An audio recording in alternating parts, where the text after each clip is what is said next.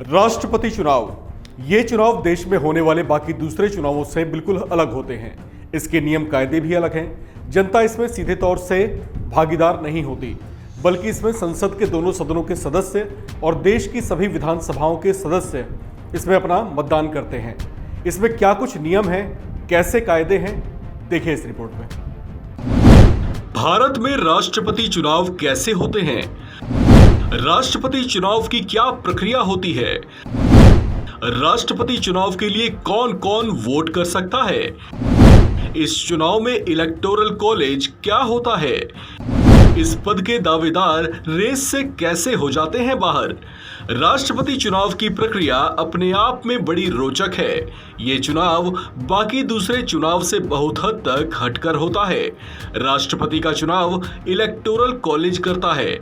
राज्यसभा, लोकसभा और सभी राज्यों की विधानसभाओं के सदस्य मिलकर इलेक्टोरल कॉलेज का गठन करते हैं। यहाँ रोचक बात यह है कि राष्ट्रपति चुनाव एक खास विधि से होता है। वोटिंग का जो तरीका इस चुनाव में अपनाया जाता है उसे सिंगल ट्रांसफरेबल वोटिंग सिस्टम कहा जाता है। यहाँ वो क्रमवार अपनी पहली, दूसरी या तीसरी पसंद के तौर पर वोटिंग करते हैं। ऐसे में इस चुनाव के उम्मीदवारों को पसंद के क्रमवार तरीके से वोट हासिल होता है। लेकिन यहाँ एक और बात विशेष है। भारत के जिन 9 राज्यों में विधान परिषद है, उसके सदस्यों को राष्ट्रपति चुनाव में मतदान का अधिकार नहीं होता, जबकि राष्ट्रपति चुनाव में कुछ ऐसे सांसद भी हैं जो इस चुनाव में मतदान नहीं कर सकते। ये वो सांसद होते हैं जिन्हें राष्ट्रपति अपनी संवैधानिक शक्ति का प्रयोग करते हुए नामित करते हैं।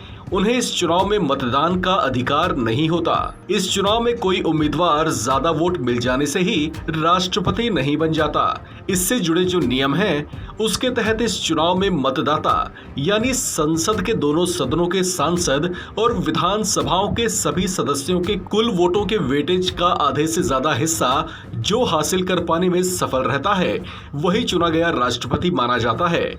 ऐसी स्थिति में ये बात पहले से तय रहती है कि राष्ट्रपति पद के उम्मीदवार को जीतने के लिए कितने मतों की आवश्यकता होगी। इसी को इलेक्टोरल कॉलेज कहा जाता है। उदाहरण के लिए साल 2022 के चुनाव में राष्ट्रपति चुनाव के लिए जो इलेक्टोरल कॉलेज है, उसके सदस्यों के वोटों का कुल वेटेज 10,98,882 है। ऐसे में राष्ट्रपति पद के उम्मीदवार को जीतने के लिए 5,49,442 वोटों की आवश्यकता होगी।